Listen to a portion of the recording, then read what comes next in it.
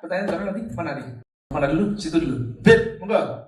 Ya Mas Jai, ya kalau di tempat saya tuh saya ada masalah untuk SDM yang mungkin tidak di bagian systemizing atau di bagian yang menengah ke atas ya, tetapi malah yang di bagian menengah ke bawahnya seperti di cleaning service-nya atau di bagian waitress, di bagian barista. Nah, saya punya masalah di situ tuh. Di Palu itu kulturnya mereka itu kalau ditanya mungkin sesuai dengan apa yang Mas Jaya jelaskan tadi, kebanyakan domblong Mas. Domblong itu apa? Domblong tuh jadi mereka nggak bisa jawab apa-apa istilahnya. Domblong. Iya. Jadi alasannya kerja di sini kenapa? Ya daripada diem di rumah. Cuma tapi masalahnya sekarang gini, kadang-kadang di sana tuh kulturnya apalagi pasca gempa ya, dengan bantuan yang melimpah itu ketika ada. Jadi males. Iya betul. Jadi ketika misalnya ada hajatan di sana nanggap ini organ tunggal, dia minta izin sekaligus 3 orang gitu ya, kita nggak ngasih keluar. Nah sementara kita ketika mau rekrutmen lagi, kalau kita nggak cepat rekrutmen, bagian itu kan kosong. Kayak di pool attendant itu kita nggak urus sehari aja, kolam itu langsung hijau. Nah itu yang kadang-kadang bagian HRD itu di situ. Kepingin nyari yang bagus, milih tapi berburu waktu gitu. Baik. Gimana? Asik. Kalau saya memang gini sih prinsipnya, saya sebisa mungkin siapa yang saya hire secara langsung adalah orang yang terbaik. Dalam artian kalau tidak masuk kualifikasi saya akan menunda. Dan saya memilih kerjain sendiri dibandingkan saya harus meng-hire apa adanya. Karena pada saat saya meng-hire saya akan memikirkan saya akan memecat dia kalau nggak cocok. Ya kan? Dan saya kalau udah mecat nggak pakai besok, hari ini aja keluar. Gitu loh, kalau udah nggak bener tuh ya, hari ini keluar. Nah makanya saya karena memikirkan itu, saya mendingan tak kerjain sendiri aja. Terus cari satu orang yang tepat, who-nya yang tepat, saya latih dia. Kita berdua bersama berjuang kan, kayak sama Mas Ipung tuh, kan gitu. Jadi makanya kalau ada lihat 5 level leadership kan ya, kalau ada baca bukunya John C. Maxwell kan, 5 level leadership kan, ada yang ketiga kan, yang disebut namanya proven. Seorang leader itu harus proven. Artinya sudah pernah melewati ya, daerah-daerah itu gitu loh. Jangan cuma ngomong tok gitu loh. Saya lihat ya, anak-anak sekarang memang pergeseran moralnya tinggi banget ya, ideologinya dan kualitas skillnya. Sampai ganti ban aja nggak bisa. Ya, kan ini kan life skill gitu loh, ngerti gak? Nah buat saya, yang kayak gini zaman sekarang tuh, waduh, anak-anak kita tuh gak paham. Paham ya? Makanya kita harusnya didik mereka. Nah kita seringkali gini, pas mau bangun usaha, niatnya itu sudah beda. Niatnya itu kaya. Paham ya? Anda gak benar-benar menebar manfaat. Kalau Anda mau menebar manfaat, prosesnya mesti terjaga. Terima satu orang minti, kita terima, kita didik dia. Yang penting pokoknya attitude-nya bagus duluan. Kalau attitude-nya bagus, kita didiknya enak. Saya seringkali nih ya, kalau meng-hire nih Beb, ini contoh Beb, ya. Mungkin bisa minta tolong sama teman-temannya. Kalau saya itu di lapangan, ada orang bagus, itu kayak ada pindah kan, bersih-bersih siapa tuh? Ambil. Kemarin dapat satu lagi namanya Vita kan, ya. Vita itu dilihat oleh si Desi. Nah dilihat oleh Desi ngelihat dia jualan apa? Ya kayak tempat peralatan penjahit itu ya. Dia cuma itu bagian SPG-nya depan gitu. Tapi karena bagus kan, dia ambil. Mas Ji, ada yang bagus kayak gini, ambil. Itu cara merekrut yang benar kayak gitu. Melihat di lapangan secara langsung dia kerjanya seperti apa, pas gak di depan bosnya. Paham gak? Mau cari CS yang bagus gitu loh, adminnya bagus. Pas kita ngechat sama siapa, boleh tahu nggak? Kenalan gitu kan ya, sekalian ambil. Tapi ya kalau tempatnya bagus ya jangan diambil, kasihan dia kan ya. Tapi kalau kita mau ambil, kita harus mau didik dia lagi. Kalau saya gitu, saya biasanya nge-upgrade ya, yang bawah-bawah udah gak apa. Aku kayak kemarin nih supir nih. Saya paling dongkol tuh ya kalau seorang supir itu ya nggak bisa di-upgrade juga. Saya pada dasarnya gitu, nggak harus jadi pengusaha sih. Paling nggak kamu belajar deh. Jangan waktumu kamu habisin cuma buat nonton video doang. Wah, ini nonton ini Pak, pengajian Pak. Alah kamu alasan nonton pengajian Selasa ada ngaji tempatku aja, kamu nggak pernah mau datang. Saya bilang gitu sama dia. Ya, alasannya kan macam-macam aja. Kamu jago ngeles banget kamu. Aku kalau nggak gara-gara ibu, kamu udah pecat tuh. Udah mau gitu kan ya. Anak istri saya udahlah gitu kan. Ini sekarang dia mau keluar. Ya, jadi mau keluar. Wah bagus. Kapan ya? Bos cepatnya. Saya udah gitu. Ada gantinya nggak? Nggak ada gantinya, tak setirnya sendiri. Saya lebih baik repot daripada saya muak. Ya, meskipun nggak separah itu sih orangnya sih. Karena anak dia dinamain nama saya juga. Dia bilang ya, saya sebetulnya ngefans banget sama bapak, meskipun ya saya ini ya gitulah, banyak alasan, dia bilang gitu. Dia ngerti, ngeles terus gitu. Kalau saya sakit hati sama bapak, gak mungkin anak saya namain namanya bapak, dia bilang gitu. Cuman ya itu udah, saya cuma pesan sama dia, udah, kamu polamu tuh pola gagal, kasih tahu. Selama kamu gak ubah polamu itu, kamu kan seperti gini terus. Ya, paham ya teman-teman. Nah ini jadi pengusaha pun juga menurut saya gitu. Anda renungkan pulang malam hari ini, coba Anda renungkan. Ya, ini insya Allah kan saya nanti sampai ke materi visi kan. Materi penutupnya ada visi. Kita kalau mau sampai jam 10 nggak masalah. Nah, nanti malam tugasnya simpel aja loh. Anda renungkan diri Anda. Ya, kalau Anda bisa menjadi apapun di dunia ini, Anda mau menjadi apa? Kan itu. Kalau kebutuhan Anda tercukupi, Anda mau ngapain? Semua kebutuhan tercukupi, Anda mau ngapain? Ini begin with the end in mind. Ya, merujuk pada tujuan akhir atau memulai dengan tujuan akhir. Itu duluan. Anda nanti dapat. Kalau itu rohnya Anda sudah dapat, Anda ngomong sama karyawan Anda enak banget. Ada satu nih alumni TFM juga. Keluar masuk. Namanya Loren nih. Ya, ini sahabatan sama istri saya. Pas dia tanya sama saya, gimana kok gini? Sekarang aku tanya sama kamu. Kalau aku mau kerja sama kamu, aku tanya sama kamu. Kamu mau bawa aku kemana sih? Maksudnya visi perusahaanmu apa sih? Harus ada visi ya? Ya enggak sih. Kalau kamu bisa penuhin materialmu, kalau enggak kamu harus penuhin rohaniku. Kan begitu loh. Dengan apa? Dengan visimu itu. Aku di sini berkontribusi sesuatu enggak? Ya, di perusahaanmu, ya kira-kira aku akan sejalan enggak? Kalau enggak, ngapain gue ke tempatmu? Udah capek. Ya. Iya enggak? Mikir itu. Nah, kalau ini jadi, kita ini udah berombongan berjamaah begini. Nanti akan dikatakan nih, ya, Ustaz Zaki yang sering mengatakan bahwa ini sebenarnya rahmatan, beda sama keberkahan. Kenapa? Berjamaah dalam kebaikan. Nggak usah mikir perusahaannya gede-gede, mungkin cuma 3 karyawan, tapi 3 ini dididik berkualitas. Didik lagi dia nanti mau jadi karyawan kita atau mau bangun perusahaan baru, 3 berkualitas atau 2 berkualitas. Kayak pay it forward gitu loh. Ya, alumni kita, dalam artian alumni perusahaan kita, orang-orang yang berkualitas, yang punya value. Ini nanti membesarkan circle of influence ya, menggeser ideologi kita yang selama ini sesat. Ngerti ya? Ideologi yang sekarang kita rasa ini yang benar. Padahal ya seperti jauh dari kata benar. Masjid tahunya benar gak benar bagaimana sih? Biasanya kalau kita mengetahui keberkahan atau tidak keberkahan dari hasilnya. Biasanya ciri-cirinya, meskipun tidak selalu. Contoh ya, Anda pada saat visi Anda berkah, Anda tidak akan menjauh dari yang namanya agama. Benar gak? Dan tidak akan ini, aku gak ada waktu untuk untuk ngaji, gak ada waktu. Mas, pas lagi ada meeting, itu bisa ada tanda-tanda tidak berkah. Benar ya? Gampang aja. Nomor 1 itu. Kedua, ngitung berlebihan. Keluar duit untuk membeli rezeki Anda yang lain bentuknya. Mas, istilahnya gini, kalau saya sering bilang ada rezeki matahan, ada rezeki mentahan. Anda maunya bisa gini, ya Allah kasih aku mentahannya aja ya Allah, biar aku belanja sendiri. Nih tak kasih mentahan 1 miliar per bulan.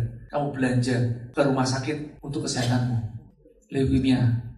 Ya, kamu belanja rehabilitasi anakmu karena anakmu udah terlanjur gak karuan. Kamu belanja pertemananmu di kafe-kafe.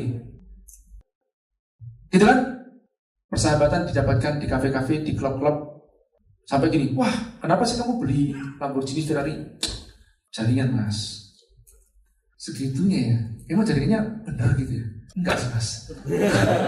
Kamu udah beli Lamborghini masih dapat jaringan gak benar lagi.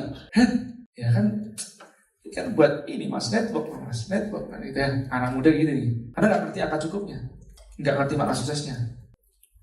Coba Anda lakukan itu nanti. Anda bilang, enggak kok, imanku kuat kok. Rontok nanti ada. Akhirnya apa? Rumah tangga berantakan. Anda mau kayak gitu? Jadi Anda mau nyari apa sebenarnya? Gitu ya? Saya juga iya.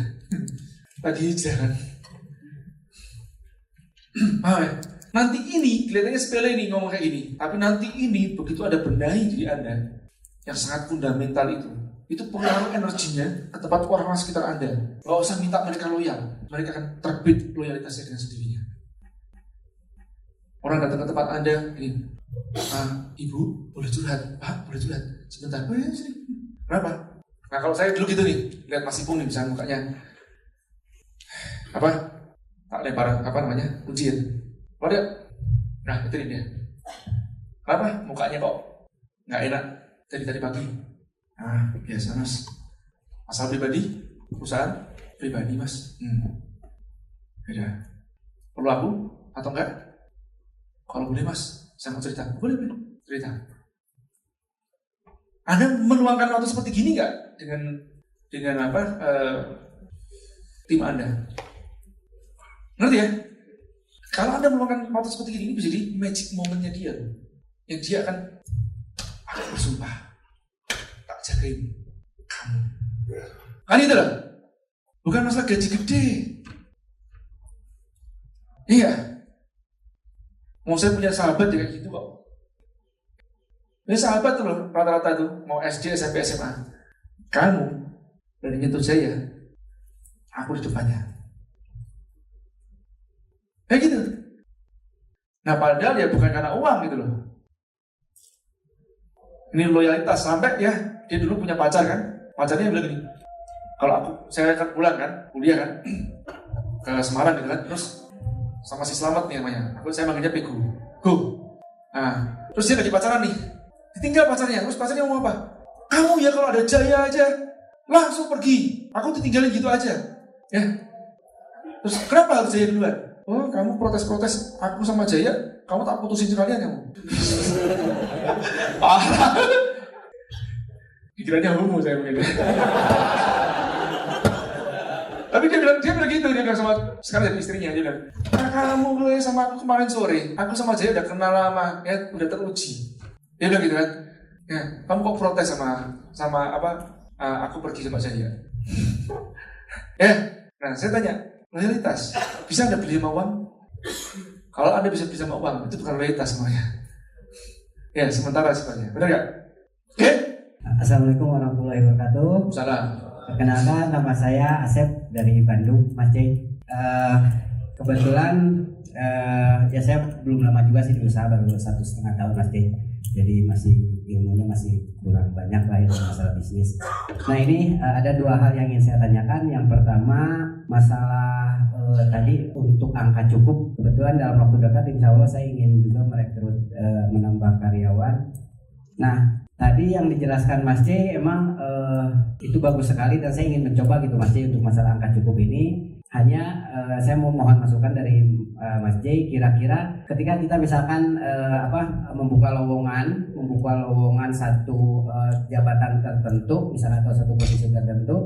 Nah kebetulan kan misalkan yang ngelamar tuh ada beberapa orang ya Mas J ya dengan mungkin angka cukup yang berbeda. Nah itu kira-kira kita mesti gimana? Apalagi dengan kondisi misalkan si posisi tersebut juga kita udah punya orang-orang lama yang ada di posisi tersebut gitu Mas Jay. Nah jadi untuk saya bisa mengaplikasikan apa yang Mas Jay tadi jelaskan, itu kira-kira langkahnya seperti apa gitu Mas Jay. Mungkin itu aja. Terima kasih. Assalamualaikum warahmatullahi wabarakatuh. Salam. Memang perusahaan itu harus untung ya karena untuk mensejahterakan karyawan. Paling penting itu.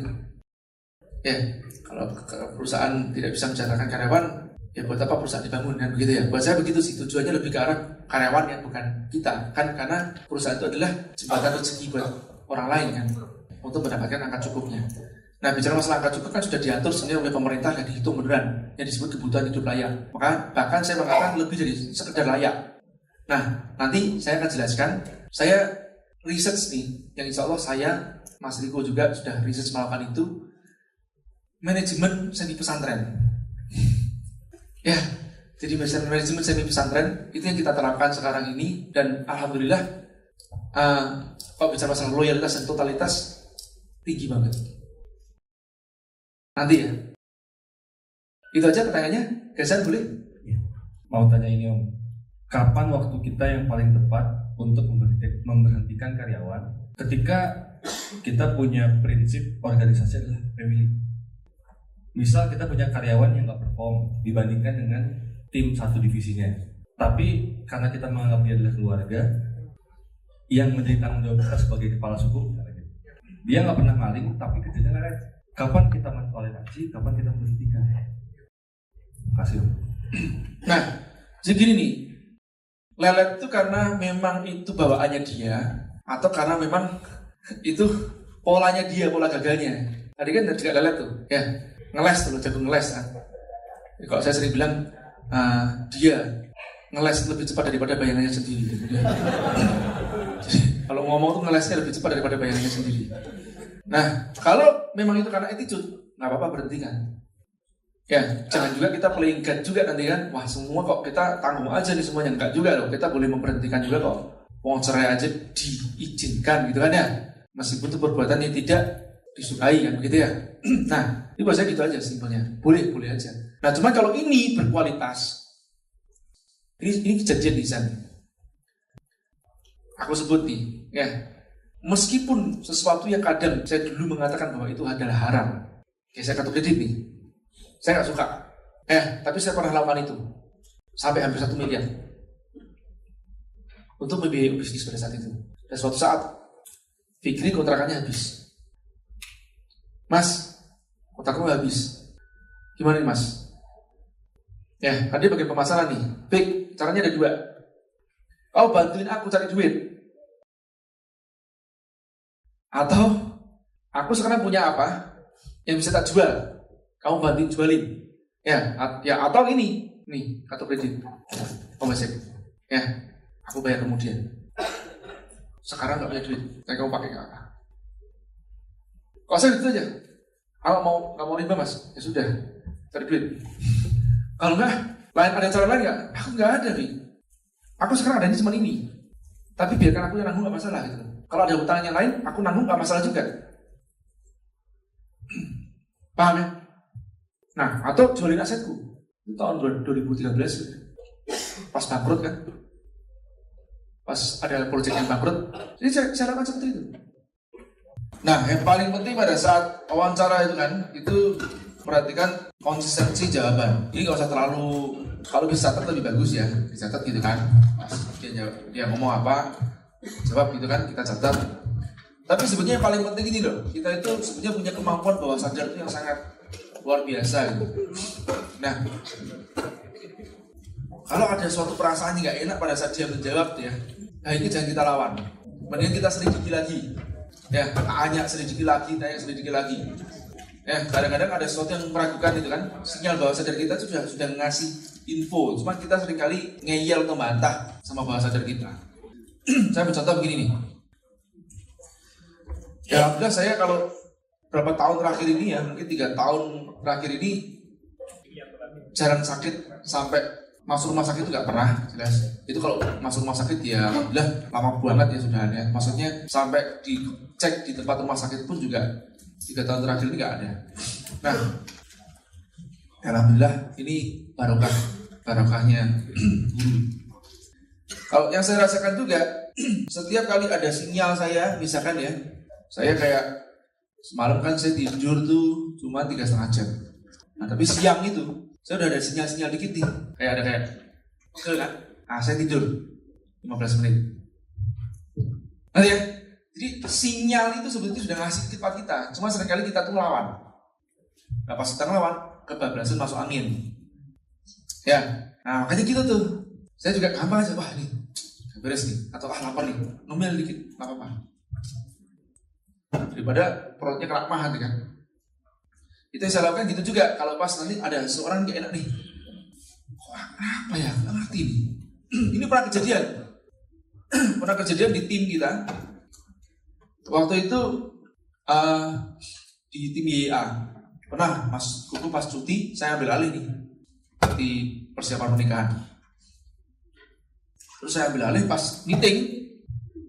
Waktu meeting dengan tim itu, saya bilang gini nih, aku nggak tahu kenapa ya, aku lihat mukamu gini ya, kayak ada sesuatu yang kamu sembunyiin tuh.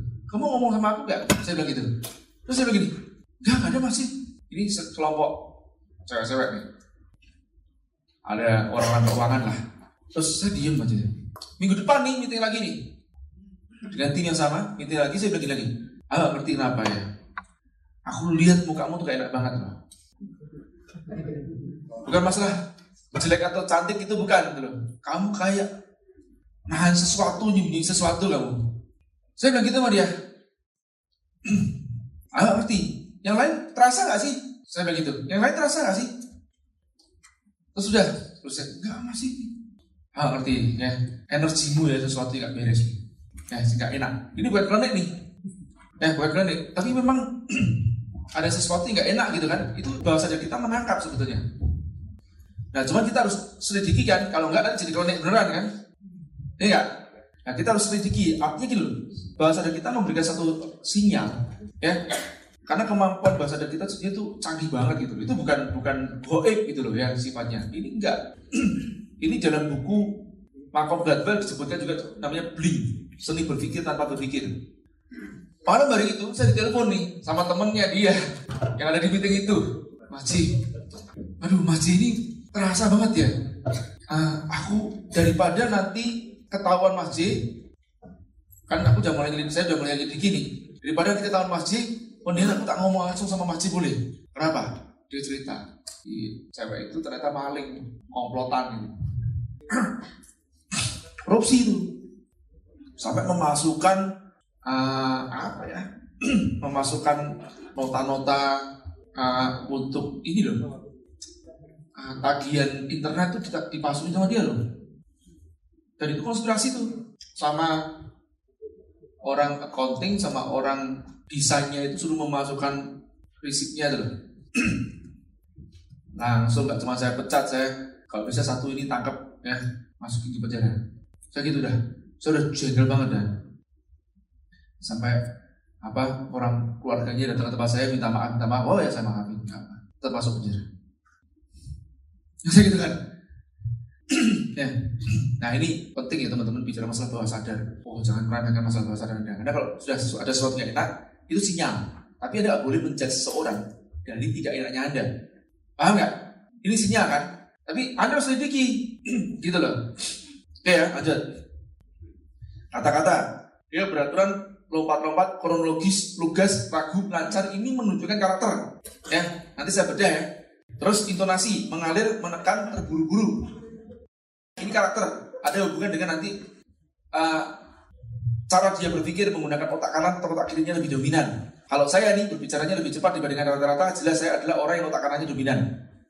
Kalau orang yang berbicaranya lebih lambat dibandingkan rata-rata, termasuk juga mungkin berjalannya, dia adalah orang yang dominan otak kirinya. Ya, bahasa tubuh. Nah, intonasi juga nanti berpengaruh. Nanti saya bahas di slide-slide berikutnya. Bahasa tubuh, dia menatap, menunduk, ngedrive gitu kan, kayak ngontrol ya, atau ngelit kita, berusaha mengelit kita. Empatikah memotong pembicaraan atau tidak? Ini semuanya akan berpengaruh placementnya dia nanti di mana. Ini saya nggak bicara masalah bagus ya, tapi lebih cenderung ke arah tepat. Ya. Nah, tapi saya juga berprinsip begini, perilaku manusia terlalu kompleks untuk diketahui dalam semalam. Paham ya?